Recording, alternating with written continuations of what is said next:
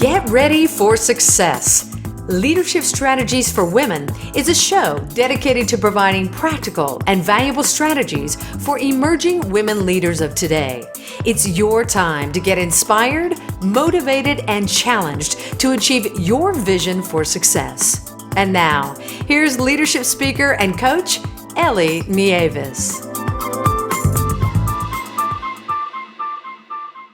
Hello, this is the Leadership Strategies for Women podcast, and I'm your host, Ellie Nieves.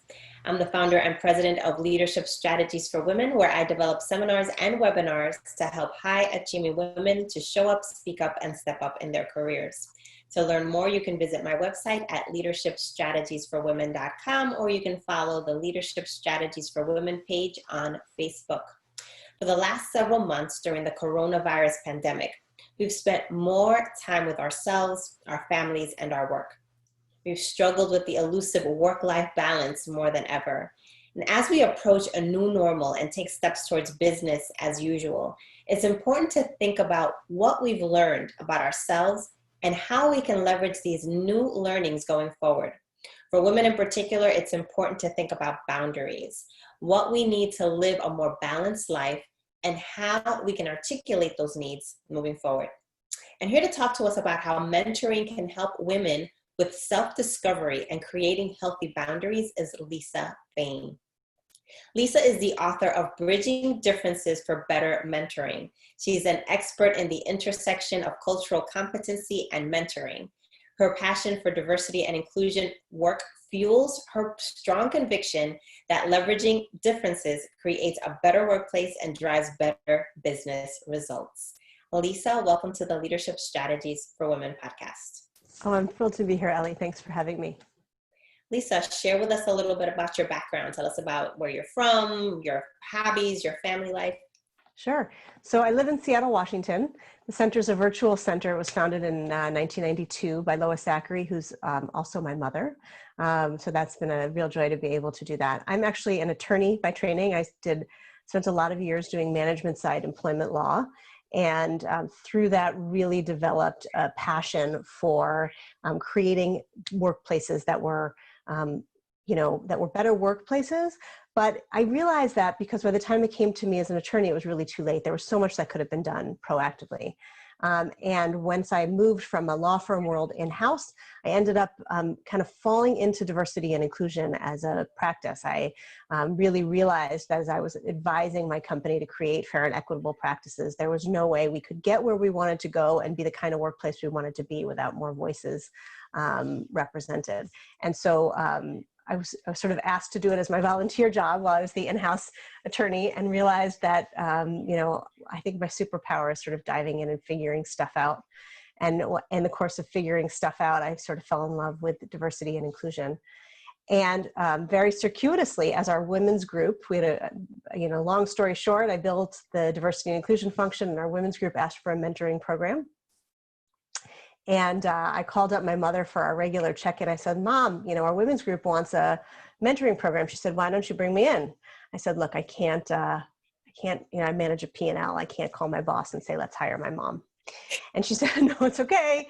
I'll just do it. And I had one of those moments, Ellie, where by then I had begun doing some executive coaching. I had really started to realize that programs are important. Tone at the top is really important, but what's going to change things to make the workplace more inclusive are one-on-one relationships.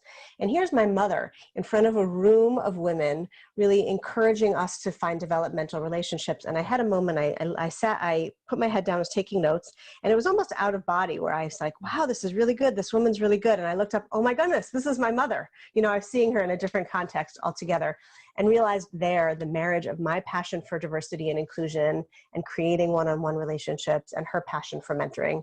And that is the long story of how I came to Center for Mentoring Excellence. That is a fantastic story. So you mentioned mentoring. I think we all know what mentoring is, but can you just define it for us so we can get our conversation started? Yeah, I'm glad you asked, because there's lots of definitions out there, and a lot of people call a lot of things mentoring. So, I often hear people say, Oprah is my mentor, or Maya Angelou is my mentor. And maybe they are if you actually know them and had a relationship with them. But otherwise, they're really role models, right?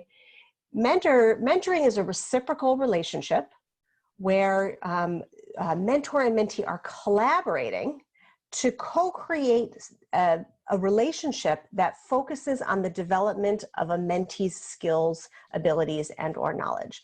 So it is, there's a partnership that's involved there, there's a reciprocity that's happening there, and it's different really than coaching. I like to say that all mentors are coaches, but not all coaches are mentors. So coaching is something that happens sort of more it's more discreet, it's more based on performance. It helps you with often coaches come with a toolkit that they use and apply in coaching relationships. In contrast, in mentoring relationships, it's more developmental, and you have that reciprocity where mentors and mentees both kind of give and get. So Lisa, you're also an author. You wrote a book called Bridging Differences for Better Mentoring. What inspired you to write the book? Yeah, and actually I wrote that with my mother, Lois Zachary. And, you know, we were realizing in our practice at the center that we're getting approached more and more by clients who were looking to create inclusive environments through mentoring, by using mentoring. And at the same time, what we're hearing as we're coaching people and we're hearing as we're in front of people is, I don't understand my mentor, I don't understand my mentee, or how come we're not really we're not gelling as a mentoring pair? And then from organizations we were hearing, how is it that we can create an environment that has mentoring really create a more inclusive environment? So we took 3 mentoring stories, and they're really composites of various pairs that we've talked to over time. And we use them to illustrate this concept of the importance of bridging differences. It's born, Ellie, from this idea that, you know, a lot of people say, well, I don't see difference. I don't see you as a woman. Or, you know, in this era of a highly charged, you know, racial environment in our country right now, and for many, many years, people say, I don't see race. I don't see color. But the truth is, if you don't see the identity with which somebody identifies, then you don't see them. Mm-hmm. And, you know, I often tell the story. I actually did a keynote earlier today where I told this exact story of there was a time when I returned to the law firm that I was practicing at after first having my oldest child. I had come back from maternity leave. And, you know, I don't know if you felt this way or if you have children, but when you first have a child, all of a sudden your identity changes from, you know, functioning adult, hopefully, right? Work, you know, whatever. For me, it was as attorney and wife and sister and daughter and friend, to primarily mother.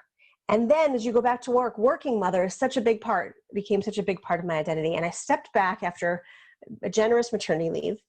And I got back into the office, and the senior attorney on a case I was working on called me into his office. And really, truly with the best of intention, he was trying to welcome me back and to say, let's dig in. He said, welcome back, Lisa. I want you to know I'll never see you as a working mother. And I really believe that what he meant was, you know, roll up your sleeves. We're glad to have you back. Dig in. But what I heard was, I'll never see you as a working mother. And then what I thought was, you'll never see me. Mm. Because that truly, truly is how I identified. So you asked, this is a long answer to your question of why we wrote this book. We wrote this book to help people understand that seeing difference is actually a healthy thing. And not only is it a healthy thing, it's an important thing for having deep and meaningful mentoring relationships. So it's really a guide to help people see differences so that they can bridge them and bring the most out of their mentoring relationships. That's wonderful. So you mentioned some of the racial tensions that we're facing these days, and we're reading about it a lot in the media, but we're also talking a lot about it in the workplace, particularly corporations. We're reading articles in the Wall Street Journal about the now important role of a chief diversity officer. And inevitably, a lot of this dynamic that's working itself out externally is now finding its way internally into the corporate workplace. Mm-hmm. And tough discussions are occurring. So how does mentoring provide a framework for tough conversations? Yeah, well, good mentoring is something that is, let me back up. A good mentoring relationship is one where there's both mentor and mentee have, as I said, taken time to co-create this mentoring relationship. And there's really a foundation of trust. You see, when you have these conversations in the workplace, The danger is that you have them without a foundation of trust. And what happens here, particularly on topics like this, that are so deeply personal and emotional and charged, is that we, without the trust, we tend to not give one another grace. And we tend to not have a place where you can feel confident that if you make an error, you won't be ostracized, you won't be judged, and that kind of thing. So having a safe place to have curiosity, to build trust, to have conversations about authenticity, to delve deeply into what might be holding folks back in the workplace is really, really, really important. Because if you have those in a place of trust, you can bring those learnings out more widely into the workplace. So how can mentoring teach women about their own needs, about their desires, and about boundaries? Yeah. I would like to reframe that question and say that mentoring doesn't teach women about them. It helps women discover them. I really believe that those, my boundary and your boundary, my need and your need are going to be different. They're already within us. The problem is we're so conditioned over time to ignore the little voices that say where our boundaries are. So I think what mentoring does is it helps us uncover them for ourselves by, again, in that environment of trust, using the skill of curiosity. Good mentors and good mentees delve into curiosity. They ask questions, they check assumptions, and because you create the safe space to talk about things like boundaries, to talk about the whole person, you really can start to uncover these. And a really good mentor will be able to ask questions and say, you know what, Ellie, I'm noticing that there's some hesitation when you talk about this. What's that all about, right? Or I'm noticing that when we talked about work-life balance, you were nodding, but it didn't seem like that worked for you. Tell me why not. And really that kind of discovery and inquiry and honest conversation can help in that. The second piece that's really important is that a mentoring relationship can be both a safety net and a sounding board. So I might come into the mentoring relationship worried that I can't set boundaries that work for my own life. And I might ask you as my mentor, I might say, Ellie, I really need to be having a conversation with my manager about boundaries. Let's work that out. Can I role play that with you? Can you be really tough on me and take, play that role so we can figure out how we can get to a place where I feel comfortable and safe and confident in advocating for myself outside of the mentoring relationship? A lot of times people, women in particular, aren't comfortable asking for what they need because there's so much risk. But if you can try that out safely in a mentoring relationship, it gives you so much more confidence to be able to advocate for yourself outside of the mentoring relationship. Yes. So you raised a good point initially. You said that each of us has different needs. So given that fact, how do we find a mentor that's right for us? Yeah. So it's funny because the first step is something people, everybody always says, all right, I'm ready to get on LinkedIn and, do my search for, enter the skill here of what I want and see who pops up. And then I'm going to, message them and say, will you be my mentor? Will you be my mentor? That's not step one. Step one is to really take the time and figure out what is it that I want to learn. Because you can have multiple mentors for multiple reasons. And so the first thing is in the mentoring relationship that I'm seeking, what is it that I want to learn? Okay. And then much like you would if you were dating, right? You're going to see who you can find that may have the skills and the competencies and might have, and that there might be a fit. I would argue that it shouldn't be a sameness, but you should be thinking broadly about fit instead of narrowly about fit. And then you start to make those connections and build those relationships. And once you're confident in building those relationships, you can start to ask whether somebody to be your mentor. But it really is almost like dating, where you wouldn't ask somebody to marry you on the first date. You wouldn't ask somebody to be your mentor the second you reach out to them. First of all, they want to know, people want to hook their wagons to rising stars, right? So they want to understand you and what your own aspirations are. They want to have a sense that they can help you, and they want to be invested enough in the relationship that they're ready to mentor. It can happen a little bit artificially, and more of a quick start in mentoring programs at organizations or in associations. So if folks are not comfortable doing that process that we just talked about, and if your organization doesn't have a mentoring program, look to an association, because a lot of associations now are providing resources for mentoring. And certainly you have a group of people who may be in your industry or in an area in which you're interested, where that conversation comes a lot more easily as well. So Lisa, you personally are very successful. What are some of the challenges that you faced as you were striving to achieve your career goals?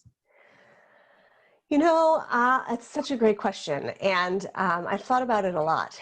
I've had a lot of pivots in my own career, and I would say at each step along the way, I had to be careful what I was good at, because there were things that just didn't fit.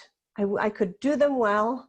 I was maybe through other people's lenses successful, but things that didn't quite fit. I didn't feel like I quite fit in a law firm.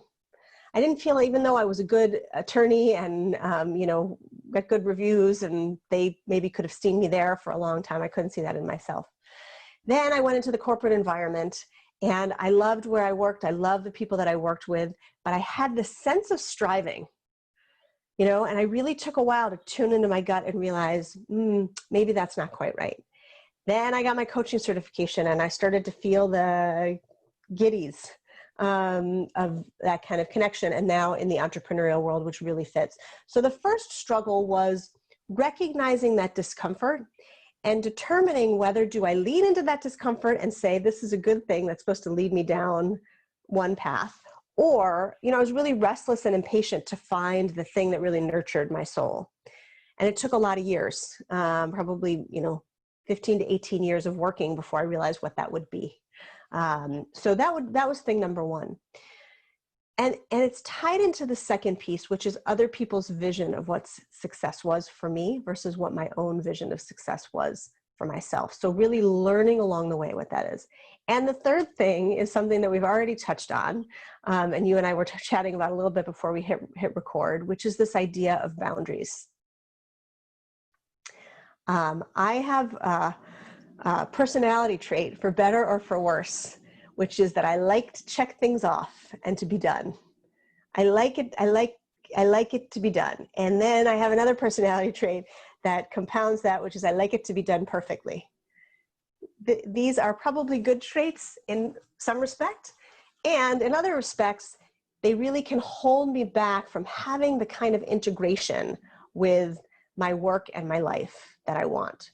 I don't use the word balance, because I don't believe in balance. I at least don't believe in balance for my own personality. I really believe if you're looking for balance, you're always adjusting. Things aren't quite right, right? But if you're looking for integration, then that's something that you can find, right? That's something that's a little bit more fluid.